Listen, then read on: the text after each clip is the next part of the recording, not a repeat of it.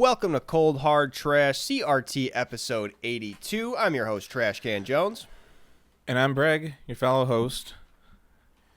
This is the New Year's episode, I guess. Yeah, because it's going to come out in the new year, our first episode of 2026. At a random point during this episode, I'm going to say Happy New Year's. And if you can time it to be exactly when the New Year starts, Fully to you. I'd be impressed. Yeah, that'd be crazy. But that wasn't the thing I wanted to start with. The thing I wanted to start with was, do you remember my word of the year for Cold Hard Trash? Word of the year? I brought it up before. I don't remember. It was a bit where I said that slop is a very interesting new age word, which is used as a suffix on a lot of different things. Okay. Friend slop. Yeah. AI slop. I've seen a recent one that's called, this is like a 4chan post or something that's getting shared around. It's quality slop. You only like it because it's good. Yeah, quality slop. That's pretty good. I've seen that before. And so, Facebook slop was also a big one. Classic. And somebody agrees with me. And that person's name is Merriam-Webster. Word of the year 2025, slop. Oh, you called it. I did. You are the Merriam-Webster, the Merriam-Webster. Or did they steal it from you, do you think? Yeah, I mean, it was a pretty revolutionary idea. Just call the thing that, call the word that everyone's been saying all year, the word of the year. Right. Who would have thunk it? I still think that, I don't even remember if it's Merriam-Webster, but that one year that I heard that the crying laughing emoji won word of the year, I was like, these guys are fucking bold. It won word of the year one year? Yes, and they're right. Wait, whoa. What do you mean they're right? Our language fundamentally changed by using emojis online. Like the way that we communicate with hieroglyphs once again, and the ways like that with our words we can sort of punctuate them or accent them with tiny little images of the thing. I suppose you're right. And I remember somebody talking about how they like managed to go over like a translation gap when they were in Japan just by using emojis. Just being able to like show them what they were looking for. It is the biggest change in language that we've experienced ever. Yeah, I never thought about it like probably that. a lot of peoples who are alive today, that's the biggest change to their language. Yeah, since they've lived. That's wild. So yeah, I stood by it. I was like, that is bold and it is correct. But this year it is slop from Merriam-Webster, and they define it as digital content of low quality that is produced usually in quantity by means of artificial intelligence. All that stuff dumped on our screens, captured in just 4 letters. The English language came through again. They explicitly put the artificial intelligence part on it, though. That is an interesting... I noticed that, too. Yeah. So if it is slop, then it has to be AI generated. No. According to Merriam-Webster. So, actually, this is a very fun part of the definition, is the word usually. Oh, okay. I didn't catch that. So usually AI. Digital content of low quality that is produced usually in quantity by means of artificial intelligence. Gotcha. So it is not... Well, actually, hold on. It says usually produced in quantity. So the usually is actually pertaining to the use of it's being used in quantity, like being that it's made in mass, as opposed to it being in artificial intelligence. So I think I would argue... saying... You make your argument. I would argue that they are still defining it that slop has to be artificial intelligence based. Although it doesn't have to be produced en masse like through just a meme factory. It can still just be like, they aren't talking about specific strains of like slop. They're not saying that these particular like Italian brain rot things... Italian brain rot things? You don't need to know. You don't need to know. Italian Spider-Man? No. It's a whole thing. I've seen it before. But like not that particular like stuff is not the quantity. The quantity is all of it. And usually in quantity, like, there is of it is like 80% usually it's produced by means of artificial intelligence. Huh. Okay. That's my interpretation. So it doesn't mean that it has to be made by AI, but a majority of it is. Okay. But it is all digital content of low quality, which is really, again, with the fucking quality slop thing. Yeah. Actually, that's the one that wouldn't work. Yeah, that's the literal oxymoron. Quality slop.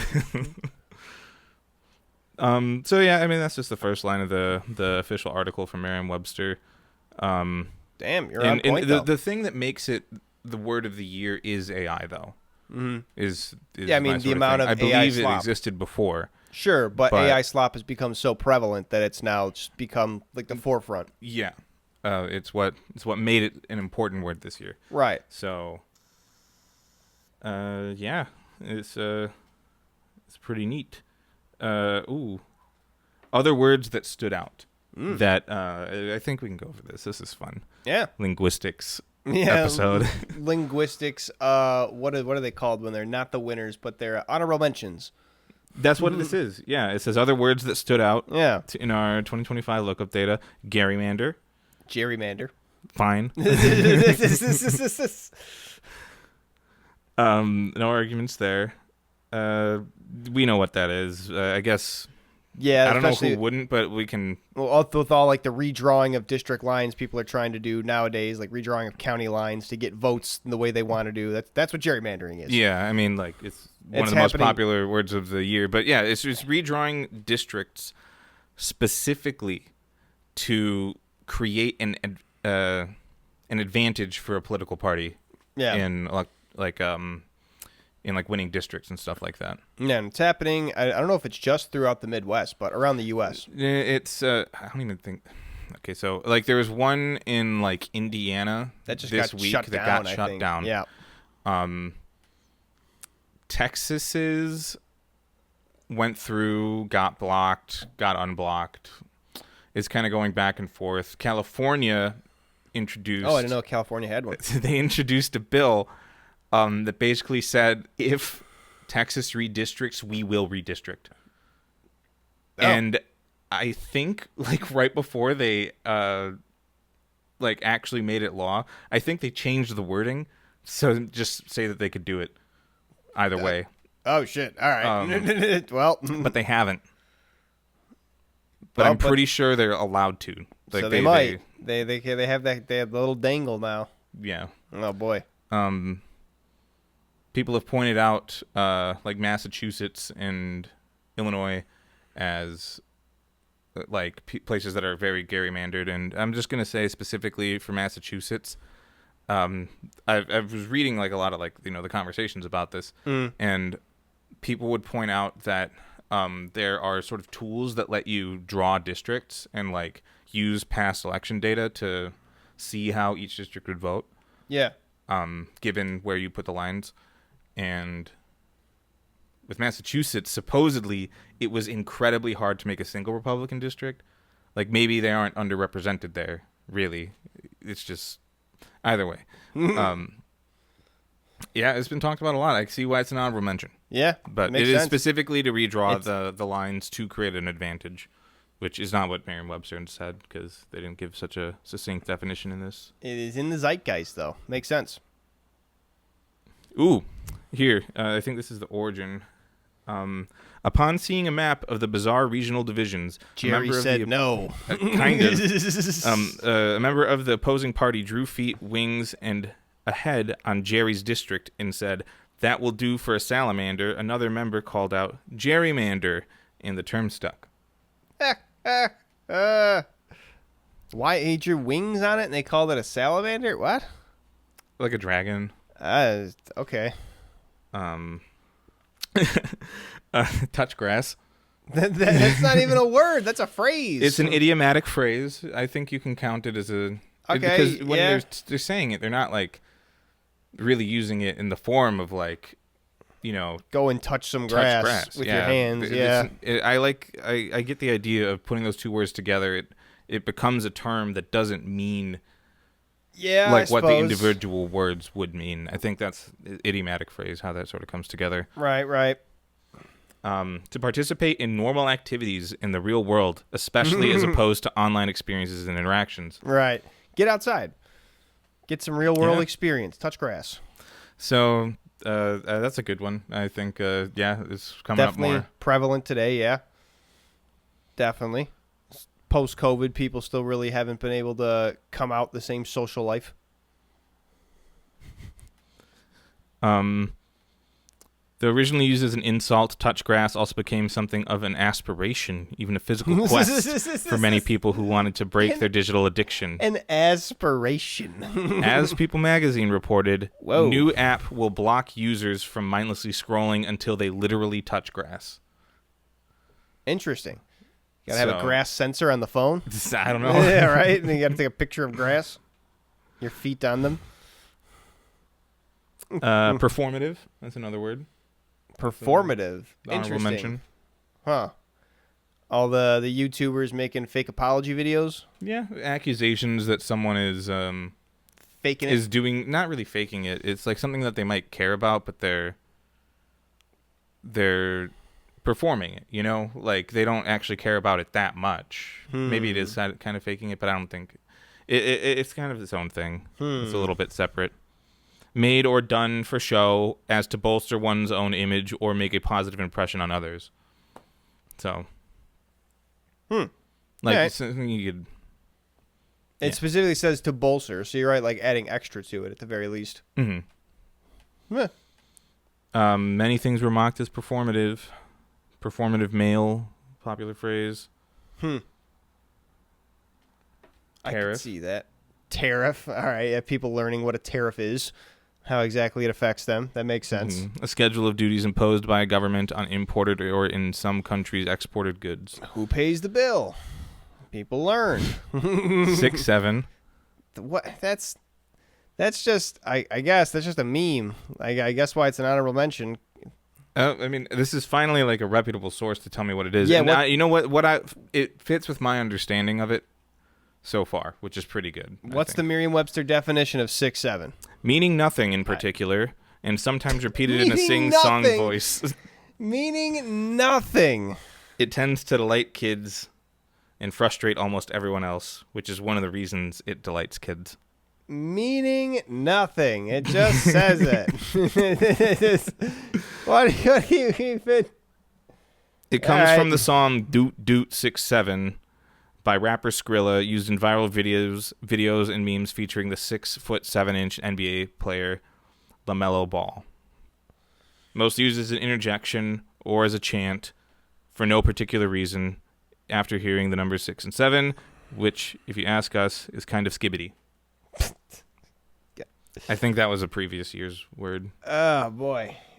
It literally just starts off with means nothing. That's it. Yep. I guess. Yep. I guess. All right. That's I think it's really neat Yeah.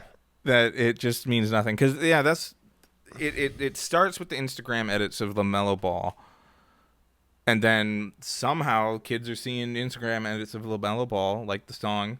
They start saying 6'7", a little bit too much, Yeah. pisses off adults, so they keep on saying it even more. Yeah. Right. And that's just, it. It It's- gets the ball rolling. That's crazy. Yeah, it doesn't mean anything. It's just fun to say.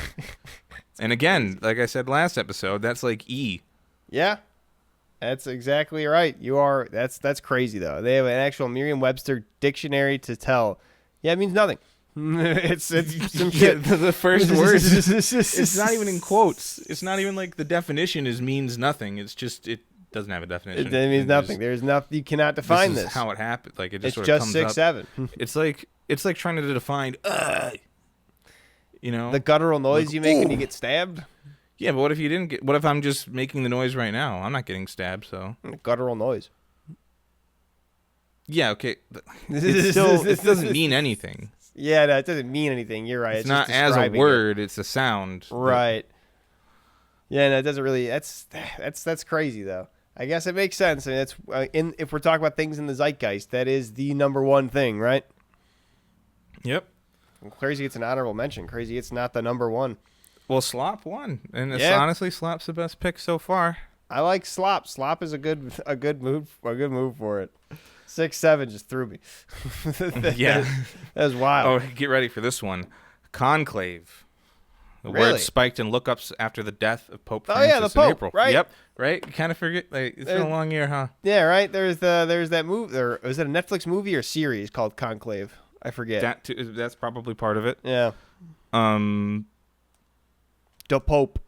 The good old Chicago Pope. His interest was driven by the film Conclave. Ah, okay, movie. Um, He said he watched that movie before going in.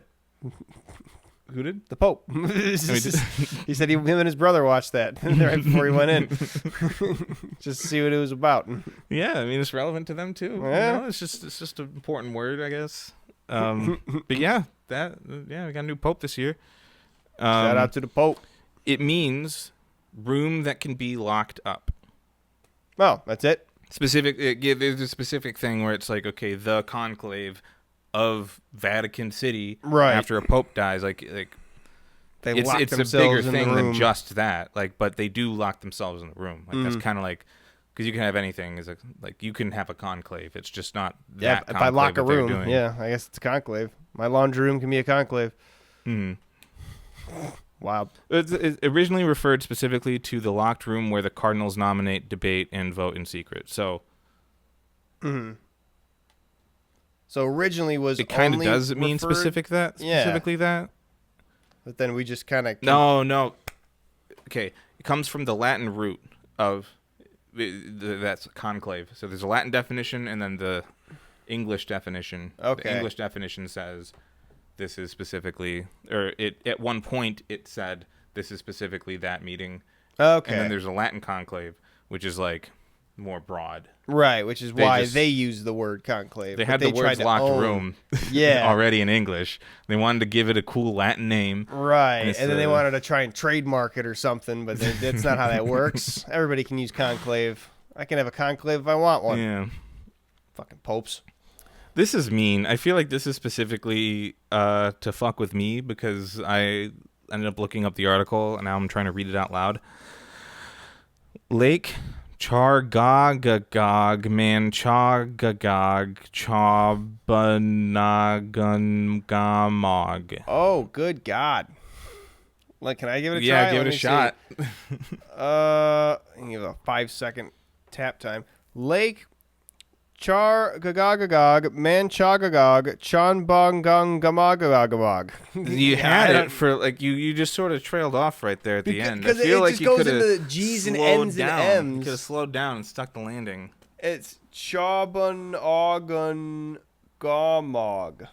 Like it doesn't. I don't think the rhythm feels like not. That that's you're I'm doing trying it to. wrong. I was trying to catch the rhythm of it, and then I just lost it at the end, where I was like, "Agabagamana." Yeah. There's just so many different consonants that come in there. M and N and G. It's just like my mouth is not used to that.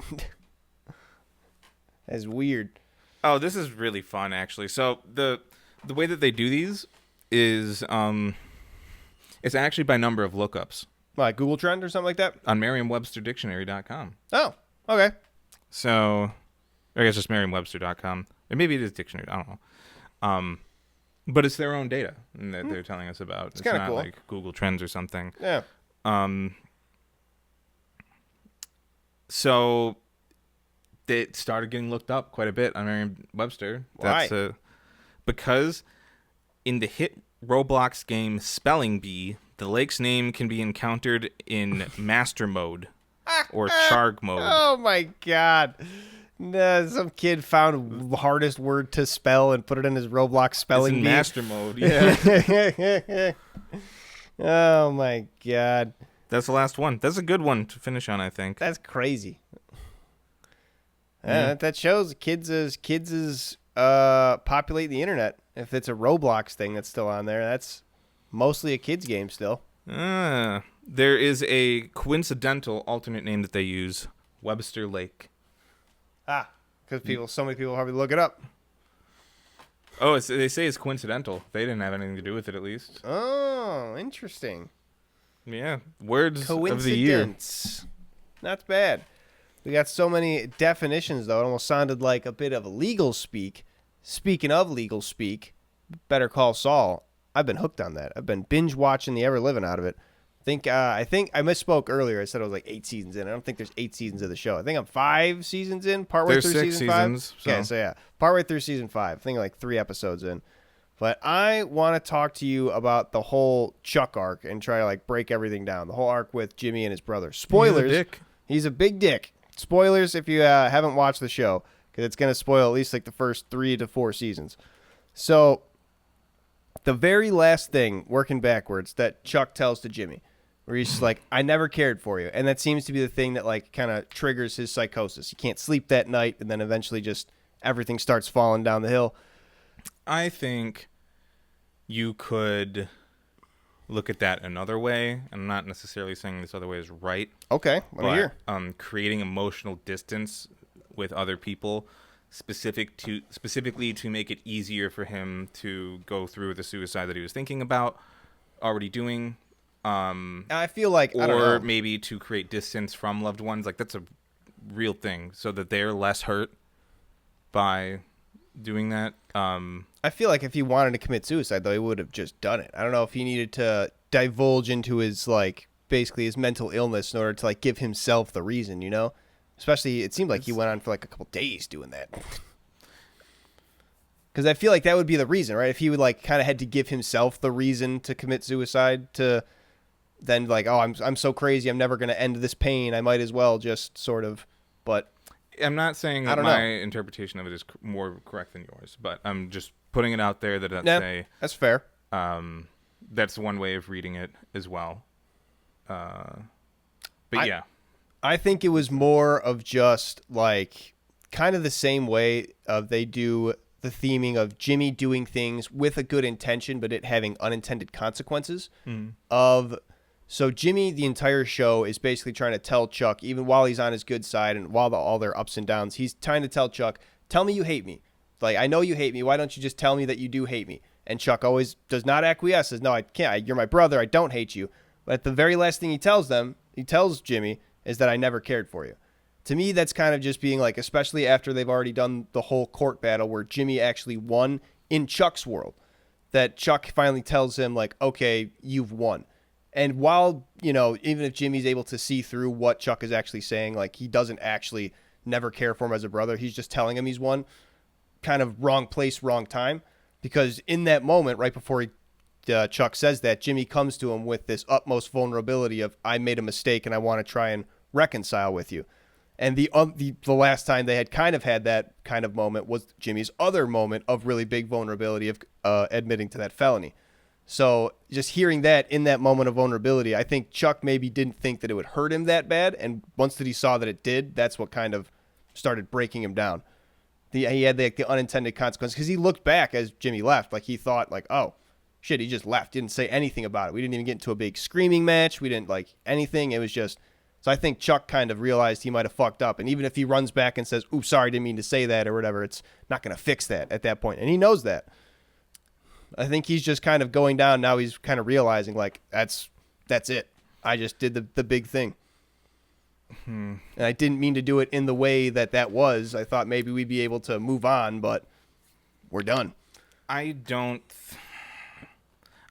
think he in saying that to Jimmy put himself into a spiral that made him sad enough to kill himself. I don't think, in saying that, at that point, he kind of was already planning on it, or like, maybe not planning on it, but like thinking that, like, you know, one of these days I'm just going to kick over one of those lanterns, and it just happened to be shortly after that. I don't know though. So like with that trial though, like what happens to his life after going after Jimmy like that and like losing? It's awful for him. I mean, so like Jimmy pulled out all the stops of basically like all he wanted to do was prove his brother is like a rascal and like dangerous with being able to like argue things in court. To be a lawyer, he's a dangerous person to have as a lawyer and doesn't want to be a lawyer anymore. Right. And in that process, Jimmy did basically everything that Chuck could possibly have warned them about right in front of them. Yeah. And got away with it because he made Chuck, who has been perfect, not perfect, you know what I'm saying though, right? Like a stellar reputation. He's accomplished so much in his life. Has one outburst and he is embarrassed in front of his wife and in front of the legal community that he cares so much about. He's argued constantly that his mental illness is a physical affliction. Right. It's and a that was delusion proven. that a lot of people in his life play along with just to be able to continue having a relationship with him, including Jimmy. But Jimmy revealed that, like, he always knew that it was not a physical thing. Yeah. And he was just playing along with them. And then the insurance thing, getting kicked out of his firm, stuff like that, was Jimmy then publicly blames Howard for. I want to publicly in front of Kim. Well, yeah, and and to Howard also takes the blame. He was like, I should have just let the insurance thing go. Because it really wasn't that big of a deal. I see it kind of like, so Jimmy always argues of like this whole, it doesn't really, he argues exactly with it, but this idea of right and wrong, right? And the whole, even with the admitting to the felony, where he says like, yeah, I did just admit to the felony, but it made you feel better, right? Because Jimmy has the idea of the law be damned. The law is sometimes going to be wrong, sometimes going to be right. There's going to be unfair laws and fair laws, whatever, like as it goes. The law is an institution made by people. People can be imperfect. Therefore, the institution itself, it's going to be imperfect. Whereas Charles kind of has this different idea that the law itself as an institution needs to be like kind of upheld and trusted to the utmost.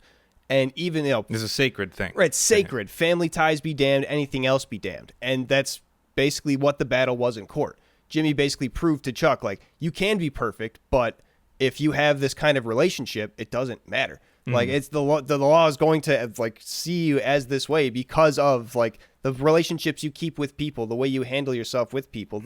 These bonds, what Jimmy kind of tries to keep, above the law. Basically, he holds more sacred to himself than the law. Like he holds the bonds. Not even like he is a great person. He holds the bonds between people higher than the law. Like he's a great friend to everybody. But that's what he tries to value. Like everybody gets done right, as opposed to get done right by the law, get done right by whatever moral code that they might hold. And Chuck doesn't agree with that, but he loses in his face. He has to agree with it. Like he says to Howard, he got like basically, he got told that his mental illness, he got proved that it was wrong in court and everything was wrong. He got proved this whole method of thinking could be defeated by Jimmy. And that was just, maybe a lot for him. And telling Jimmy that he won, I don't know. I think that was maybe the thing that he needed to do, of just like, you know what, maybe we can try and I don't want to like read too much into it, of like he wanted to try and restart the relationship or whatever. I think he didn't want to try and send Jimmy away, and actually didn't I never cared for you moment. But Jimmy kind of always thought that, and in that moment of vulnerability when he heard that was the breaking point. That is, Chuck is no longer my brother moment. What I was getting at was that, like, just how Chuck's life ended up, like what position he was in at that time is like, terrible for him, but honestly, I don't think it's all Jimmy's fault. I don't think even terrible overall, because even as like Howard was saying, because he comes and spill his guts to Jimmy, he could have overlooked the fact that the fees were going up. He still had a promising career at HHM. He wasn't going to be the shining, perfect legal face, but he still could have had. He cares so much about being able to practice the law. He still could practice the law. He can't. Well, I mean, if they paid the higher fees, but they don't seem to be able to do that. They could have done it. Howard said he would have been able to do it just like out of his pocket. Just wouldn't have mattered. How much longer was Howard going to be, or not Howard, was Charles going to be there anyway? He was already pretty old. Like, even if he's like, I'm going to stick it out 5 more years, 5 more years of insurance fees, and Howard was already willing to pay him out a couple million for his payout settlement. So that was the first of a couple payments, and it took like a lot of his personal funds and some loans to get that done. Yeah. And if the legal fees were just, I mean, of course he was also being very like Chuck was being very volatile, like threatening to sue the. And there's probably pressure from the company. other partners on Howard, not like he'd be able to go out on a limb for Chuck, just by himself. The other partners would probably then oust Howard too. He's outnumbered by a lot there. But it's like the one thing he cares about is like making sure that Jimmy doesn't practice the law. And like you were saying, how is it being interpreted? And his entire worldview was shattered. And it's kind of like, since he doesn't have the love of his mother and all that stuff that like Jimmy was getting and stuff like that, he needs to find something else to sort of make his own. and like to care that much about, and like protect, and that was ripped away from him. Like, he was at such an absolutely low moment at the time. I think he did want to sting Jimmy as much as he possibly could. Right. And I think that catharsis kept with him all the way to the end. And it doesn't mean that he doesn't have like more complicated feelings about that, some level of regret that he did it.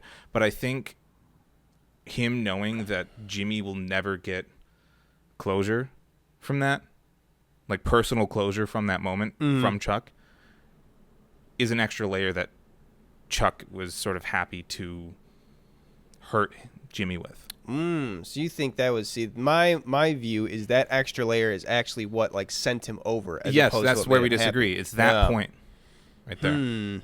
Because then what do you think sent him over then? It's just like he always was planning to go on a psychotic break, calling the power company multiple times, eventually leading to smashing his breaker. Like, it seemed like a multi-day thing going on. All I'm saying is that it Not was before he said that, before he made the decision to say that to Jimmy. Could have been any point before then, but it was. Then why go through all that? Also, it's not a decision, right? It's not like he like was planning on saying that and then killing himself. Like, it has two different functions there. It lets him hurt Jimmy, and that somewhat feels good for him. But it does also alienate people that you're close to that could possibly intervene. Now Jimmy is like, I'm done, I'm out. He can't be there to stop him. And that if you're trying to set up a situation like that so that you won't chicken out, basically, like, I think that's what he was doing. Interesting. So you think his whole like chopping the walls and everything and turn off and read the voltmeter as nothing ticking? That's like, well, what if he had gotten the voltmeter to stop ticking though, and actually had like succeeded? Then he probably it would never be have. enough. It would just delay it. Yeah, because that's, I guess, the whole thing is that like Jimmy was always there to care for him, right? And if Jimmy wasn't there, then now he's over the edge. So maybe he would have done that multiple times in the past had Jimmy not been there. But, okay, I can see that. Well, I don't think he was as vulnerable before, though, is the thing. True, yeah, and this is the lowest of the low worst he's ever been, on top of not having a lifeline. He got by just fine with Ernie. Yeah, but now Ernie's gone too. Yeah, I think with his last episode with that, the whole way that his condition seems to work is that he doesn't have any type of aversion, like physical aversion to electricity. It just doesn't exist. No. He has just other problems. It's an anxiety that kind of bubbles up into him that he manifests and puts out into the electricity. Blames it on that. He blames it on that, and then when he needs to have that control to be able to get people to shut things off for him when he enters the room, and that's cathartic. Right. That's relief from what he's actually thinking about, which is the fact that he is divorced and he never wanted to be. He still loves his ex-wife. Right. He has a very something that he cares about a lot, the law, and what he basically lives for. And then his younger brother, who always ruins things, might be coming to ruin it. Oh man, stress out even more. And then right there, it's just it's all gone. Yeah, and so and I think he probably knew he was acting good again because he thought he still had a chance to keep the firm going, and he's like, I'm gonna put my head down and I'm gonna get back to work, and I can beat this, and I can keep my everything together. And then he gets ousted from the firm by Howard, and he's like, there's no chance of that. So, and I don't think if he didn't get ousted by the firm, he would have said that to Jimmy. I think he wouldn't have had a reason to. Right. I think even though he said that to Jimmy, I still think Jimmy leaving was something that he didn't expect. Jimmy not fighting back at all. And I think that was another layer to it of just being because I think I agree with everything you're saying, that he did say that to sting Jimmy, and maybe he did even plan have those kind of sinking down the same slide to suicidal tendencies that he maybe had done in the past. Maybe he had done similar things that Jimmy had to stop him from doing, tearing up the walls and whatnot. But because Jimmy's kind of leaving now, maybe he's just oh, all right, well, good, whatever. I don't need him, sort of deal. Not what I planned, but I'll be fine. And then yeah, that's the slide happens. I don't think he ever planned that Jimmy would actually just go forever. And I think now that he realized that he's not there and he's not going to have anybody to rely on, probably sent the spiral down faster. Yeah, well, that is at the very least. That is the basic difference between our interpretations of the scene. Mm-hmm. It's you believe that after he did that, he felt like the fact that he felt that was such a mistake that he made then for his relationship with his brother was what. Not even if it was that much of a mistake, just that he realized that there's not going to be, I guess, anyone even like kind of lifeline for him. No one to like bring him back. Because even like the only other worst time we've seen him, it was just like it used to put him in a catatonic state. But now all this electricity is like enraging him, so it doesn't even seem like the symptoms of his thing. It enraged him before. I mean, like, you remember the time that he like had his ex-wife over for dinner? Like there's two dinner scenes. There's one where he snaps at her. There's two dinner scenes. One where they're together and then Jimmy visits and then he gets jealous that Jimmy could make her laugh. And then there's the second one where they are divorced already. And then she comes to visit for a cordial dinner with Jimmy there. And that's the one where he smacks the phone out of her hand. So, yeah. That is the right scene. I was just wanting to point out that there's two separate ones. There's the one before he is afflicted with it. And then, that's...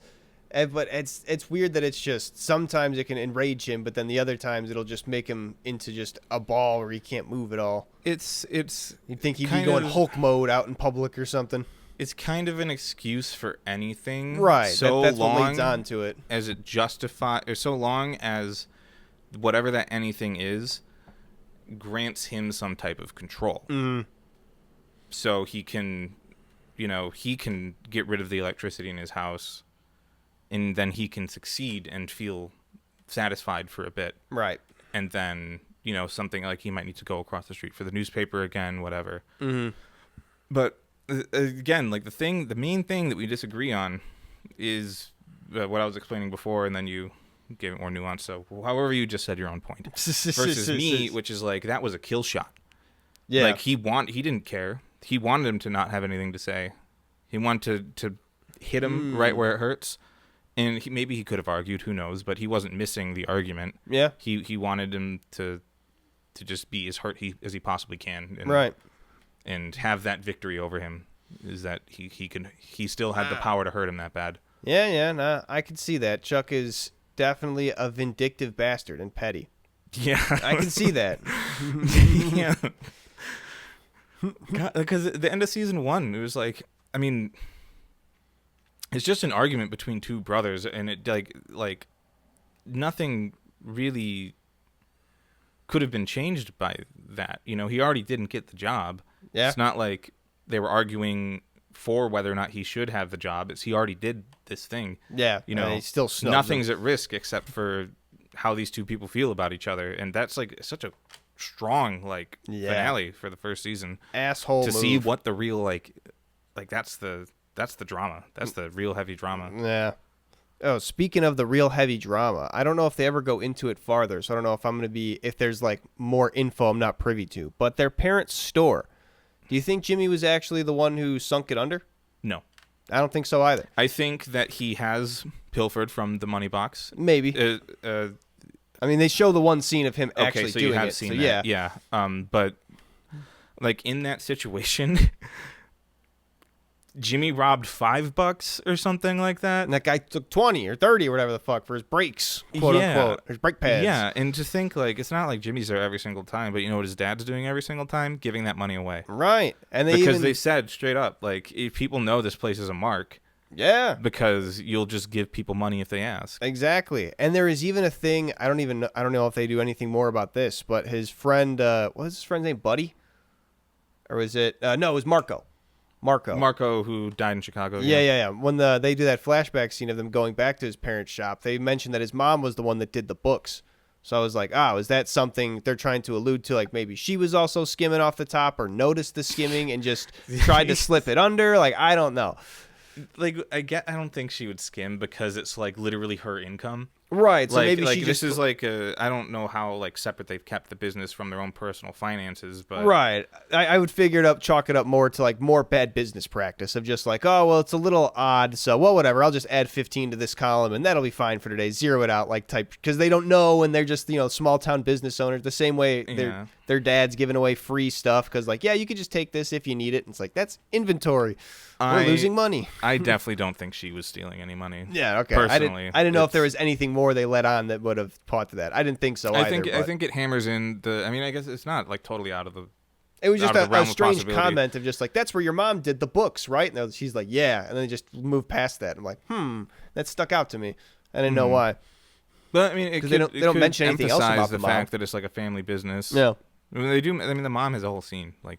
Well, yeah, other than her, like, her passing, they don't mention anything else about her. So that's why I was kind of like, ooh, detail about her. It's the only other thing I know is that she did the books. And then the rest, and then the store failed, not the restaurant. So that's, I don't know, connecting lines that aren't there, but. And then I didn't think, I don't think he put them under. I think it was his I think dad. it was and the his whole dad lesson just being about a mark. suckers and stuff. Yeah. 100%, because it's everybody knew they could just go in there with a sob story. What is it? Come out with $5 and a gallon of milk. So it's if you get like give away enough charity and you're just doing a regular business, eventually you're going to go under. It's very funny though that you bring up Marco because there's this like series that was like nobody liked, Slippin' Jimmy. It is a cartoon of Jimmy and Marco. Oh shit! Made by the same guys who made Better Call Saul. Yeah, it's like awful. It's like a children's show, and it's like that guy died like a heart attack in an alleyway. We saw him die on screen. That's crazy. Their scams were pretty good though. I thought I don't know exactly when they were growing up, like what year their parents had the store, but I remember Chuck said like, "Oh yeah, I went back to do the books and I found over the years $14,000 had gone missing." And I was like, one, I don't know how much money that is, like when depending on the era, but two, $14,000 over a number of years should not sink a business. Like, what kind of bad business practices were you doing where you're missing $14K and you still lost the business? You weren't going to be afloat. So I think that Jimmy is in his 30s during the events of the show. So maybe early even 2000s? maybe even already in his 30s when he got arrested in Chicago. Yeah, that's probably true, actually. And so give like 2-3 years for him to get to law degree in the first place. So maybe we're the looking 70s, maybe the 80s. So early you're 80s. looking at 35-ish years old in 2002. So that would make him born in the late 60s. Late 60s, 1967, 68. So growing up, we'd probably be in the 70s. Being in the store, working, sweeping. Yeah, and I don't really know how much $14,000 we were just in the watching 70s. Drake That's and not, Josh earlier today. That's not that and much. And they had $3.50 was a whole combo meal from Inside Out Burger. So crazy. Think about how expensive that stuff is nowadays. So like $14,000, I think it could be that much. If your like yearly salary is like if your like take home pay per month is like $500, so what is that? All right, shit. Okay, maybe it is. $14,000 1970 is $117,000. So yeah. That's a lot of money. They that fucked that business up pretty bad. I misspoke. That's a lot of money. Damn. Jimmy did not fucking. He's sending people out with $5. That's crazy. He's not a big spender too, right? Like he kind of mainly does a lot of this stuff for the thrill. Right. He doesn't go and buy expensive cars and super nice watches and all that. He just kind of he gets it for the grift. He'll get that guy for for like $200 on the coin, and they'll just immediately buy beers for everybody. Yeah. It's just like that's a good scam. I think that's fun. That's a good one, yeah. When they just like they're getting into the fight and like the guy's like, no, wait, please let me buy it. Mm-hmm. And the thing is too, funny. like even after the fight, like what if he leaves and then he comes back and then he like pays him the $200? They could just give each other $200 for the coin. It doesn't matter. Yeah. That could still be enough attention that someone else comes up later and is like, hey, They can keep going with it. Can They you can tell have me a more different about phase. Yeah. And then He has the coin. Is like, yeah, it's this coin I just bought. like I got a really good price on it, and then you have your opportunities to sell it up keep that again. going, That'd yeah. be funny. The thing with the watch I think is very clever because Yeah, you they like find don't him even think knocked about it. out in the alley. It's Yeah, so you gotta crazy. find knocked out in the alley. You take his watch. You start saying, "Oh my God, this fake watch is the real deal. It's worth like hundreds of thousands of dollars." If And it's like real. we're not gonna be or like I don't know, maybe $80,000. Who knows? We really shouldn't associate after this, obviously. So just give me all the money in your wallet, and you can take the watch because these things carry risk still. Yeah. Like if stealing a watch, like you're not guaranteed to get off scot-free when you're pawning that shit. Right. Um, He does a thing though where he's like, "Oh, I'll just take the watch," and the guy with the money's like, "How about I'll take the watch and you just take all the money here." And then he runs off with the watch, and it's like it's even better because he's like you're dangling the watch in front of his face, like no, you I'll get just him take to this. do it. Yeah, You don't ask him to do it, but you do talk Right. up the watch. Yeah, you you do make sure it like important. make a note of it, like I'm just gonna take you can have all the money, I just want the watch. Make him be like, why do you just want that watch? Oh yeah, no. But he's like he's like I'll give you. Yeah, because he knows that that's worth more than all the money in the wallet. Right, so he gives him all the So- money in his wallet too. Yeah. Bing bang boom. It's all good, wherever, man. if you and some random person you just met at a bar walk down an alley and some guy's his guy's asleep and he has a nice watch, just take the wallet. Yeah, take the wallet. It's run. like eating the ice cream cone from the guys that pull the ice cream away from you. Like, yeah, they're just like, dang it. Well, all right. Here you go. We can't risk that many cones. yeah. So that's good stuff. And then they got a little kiddie show about him. It's weird. That's wild. That's wild. It's like unwatchable. I think I tried watching one and it's just so bad. It's very funny. I mean, they needed a miss at some point. Yeah, right. Everything can't be a home run. But yeah, a cool discussion about the Chuck and how everything ended up with him and Jimmy in that last sort of argument, not even argument that they had. Yeah, it kept stewing in my head of just like, because it's such a shocking turn of just like, all right, so you're obviously like, because I kind of thought the way you did at first, or just like Chuck got his final win and he's got the gravitas of now he's going to do whatever he wants to do. He's got the money he can do. Maybe he'll start his own solo practice and go after Jimmy and whatnot. And then he just completely melts down and it's like, what just cracked? Because I feel like he was that, and then now he's just cracked and fallen from that. I feel like there was a shift. That's in my interpretation. I feel like there was a fault in his own planning. Because I don't think who would have hired him after all that? After hearing that he got kicked out of his own firm? No, he could just pull a fucking Saul Goodman. Who gives a shit? He didn't get kicked out. He would have been able to just retire, or say he retired. It's not like his own firm would have smeared his name. Yeah, I don't know. I feel like people could He put wouldn't a have little had bit the of two and two respect together. in the legal profession. So that's the thing he really cared about. So he really probably just saw no way forward. Is the biggest thing. So, Jimmy and his whole relationship with his brother, one of the biggest things in the show. What do you think about the cartel stuff? I think it's pretty interesting how it's like been kept kind of separate from Saul and everything right up until like I just started watching season 5 and he got introduced to Lalo and everything to try and go talk to Crazy 8. But they he's ran into Salamancas before. Yeah. He ran into Tuco. He met Nacho. He got Nacho out of jail. Oh yeah, that's right. I forgot they had him and Nacho did the thing too. He brought Mike in to amend his statement about Tuco. Yeah, And Mike he was like, called dude, him. I ran into that guy too. And He's like, don't be maniac. Yeah, he's like, don't be sad about having taking money from him. I would also do anything not to die. Yeah, it was, he saved those 2 kids who were just trying to take a fall, and they accidentally took a fall on Tuco's grandma. Yeah. This fucking worst person called her Biznatch. It was a great tie-in for the first episode too. Yeah, right. The immediate Tuco cameo. You're like, oh, awesome. He immediately, very reasonable man, as crazy as he is, immediately talked down from murdering these 2 kids in the desert to just breaking 1 leg each.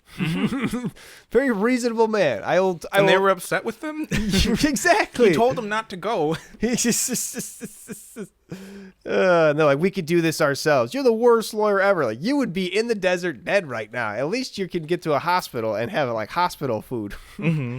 Be grateful. That's funny. Mike's whole thing, and then, Nacho goes in, and then he's like, hey, what's the deal with them people with the money that you were talking about? I love stealing from thieves because they have no recourse. Right. And he steals from, I forget what the actor's name is. Oh. No, he wants to steal from the Kettlemans, but he ends up stealing from, it's his, I forget what his name is. He's in a bunch of different shows. God, I can't remember the actor's name. He's in The Office. He's in What We Do in the Shadows. Well, I'm talking about when he tried to rob the Kettlemans and then got arrested. Oh, yeah, the original. The first time he's talking about robbing. Mm-hmm. Because doesn't Saul end up going to take the money from them? That is a separate thing. He has Mike go and mark one of the bills. Because I think he just fucked up something with Kim recently and needs to make it up to her, or maybe he just wants to help out Kim to be nice. I think it was losing the Kettlemans as clients got her in a little trouble at the firm. Yeah.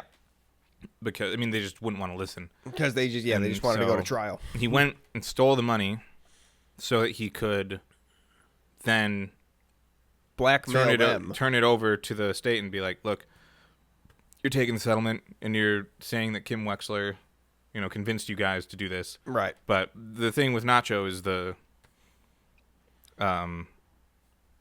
they went camping thing, right? Because he gave a warning at a time. Yeah. And that's why they left their house to... Right. And then after that, it's pretty much like any of his interactions... Oh, well, Mike sort of is the middleman to the whole thing. Mm. Like a lot of the times he's in the cartel side, but he knows Jimmy, and that's his connection to the drug trafficking empire. But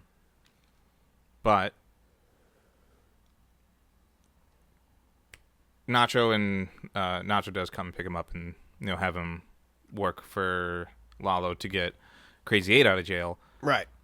And then he also does it for getting Lalo out of jail. Oh, I'm not to that part yet. I didn't even know Lalo goes to jail. Oh man, I'm so sorry. I don't know. I don't know such for a risk. what. This is such a risk.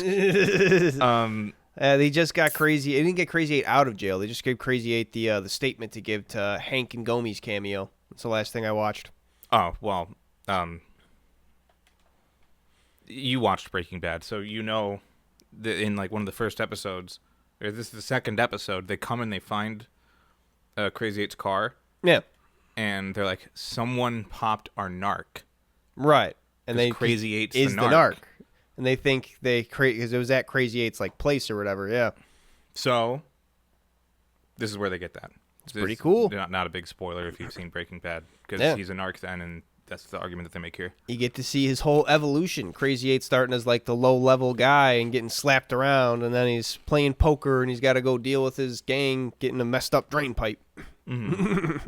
It's just so funny, oh yeah, I got to go take care of cartel business, and you see him on a ladder shaking a drain pipe. It's just it's stuck. Come on. He shakes it, and then a shit ton of crystal comes out, cocaine. He goes to the cops oh yeah, it's stuck. He gives it the tiniest little knock, and all of the bags fall out, and he's just oh. Sucks. It's still the cops come and he just pauses on that ladder too. Everybody runs. If I see everybody run, I'm off the ladder in an instant. It's a 4-foot ladder, dog. Don't be standing up on that ladder. He's very timid at this point. Yeah. He's just barely getting his foot in the door at the poker games. True. Yeah. Now that he's done the jail stint, to probably come back a little harder. Mm-hmm. But yeah, I guess, right. So that's exactly where you ended up. Mm-hmm. Yeah, there's cartel stuff that's been going on the entire time. Lalo did the whole thing about he killed that guy at the travel agency so he can find out about Werner. I love that scene. Not that one. He's the crawling one in the ceiling. In the restaurant before all this stuff, where he's just leaning back in his chair and he's like, Werner Ziegler. Werner Ziegler. You know Werner Ziegler? He's just a random guy. He's like, he's no? one of the low-level drug dealers. Yeah, he's like, no, sorry. Mm-hmm. Good stuff. It's really, really good, digging in. It literally has, the tag of being a comedy, and it does like the littlest bit of comedy through it, because there's just so much that's dramatic and so much that's actually like hard hitting. Like Mike going through the whole thing with his son and like everything that happens with the cartel. Like none of it's funny, but some of when the comedy does come in, it's so perfectly timed. It's great. Such an enjoyable show. I mean, the first episode is a straight comedy, really. I mean, like the first 2 episodes, but They got to draw you in. Yeah. it is dangerous, but like it's the first couple episodes. Like they need to draw you in. So they're playing it light. They're in danger, but you know they're going to be fine. Yeah. They're going to live. You know that. Not just plan to get Tuco killed and Mike's concession on it to, just get him in jail instead because Mike doesn't want to shoot him. Mm-hmm. It's that's so clever. I feel like pretty good. Mike took a hell of a beating for it, though. I don't know if it was worth it. Yep, and then he got Hector on him. Yeah, now he's got this. Then he was gonna go kill Hector, and then now he's under Gus's thing, and he's got himself in a whole mess of trouble. Should have just shot Tuco. Been done with it. Honestly, I don't know if he would have gotten away. It would have been Nacho probably taking most of the heat for it. Most of the heat of trying to explain what happened. Mm-hmm. So I think Mike would have been fine. He wouldn't even had to deal with it. Nacho probably could have like tried to kill Mike. He'd be the only connection though. So as long as Mike avoided Nacho, or at least in his own clever way, made it seem like Nacho was the one that did it to begin with, which he could do probably easy. No, he didn't want to do that. He cares about Nacho to an extent. He's just like a younger guy. Yeah, but I mean, yeah, it's to save your own skin type shit. I know Mike wouldn't do that. I'm just saying like that's an avenue he could have taken. I really liked the vet. The vet's awesome. Which I don't know if he's out of the show yet, but like it's nothing like bad happens to him. He's great. I just love the fact that he actually cares for all the animals, especially Saul's fish. Yeah, they like come to do like illicit meetings and stuff like that, and he's like, "Hey, make sure you get the right type of bubbler for the fish tank." He's got her in a bag. Like, what are you doing? You're suffocating her. Come on, man. Her? Yeah, just because you don't see swinging dicks doesn't mean you can't sex a fish. He's like so fucking upset. It's great. The fact that he cares so much about the animals and also is just doing crime stuff. Just, He just keeps track of people. They come to him for work. He knows who to call. And just a tiny little network. He's the middleman. Mini man. He's the mini middleman. What a neat little role you find yourself in. Yeah. In that, in Albuquerque. Just taking money, not even doing any risk for it. Just connecting people. Pretty good. Speaking of pretty good, this has been a pretty good episode of Cold Hard Trash. It has been CRT episode 82. We had a lot of Better Call Saul talk. We were talking about the world's best words of 2026. Most looked up words on Merriam-Webster dictionary. And it wouldn't be in the website. world. It would just be of America, right? Because I mean, only in English. But no, other English-speaking countries are in that then, though, right? Probably. If you enjoyed what you heard, all our mad ramblings, I can't even remember what they half are. Drop a like, drop a 5-star, drop a comment. Any kind of engagement would be so enjoyed by us. We would love you for it. Till the next time we see you, have a great day. ASMR. And a great new year. ASMR. Ooh, you got it good. See you. Oh, yeah, Happy New Year.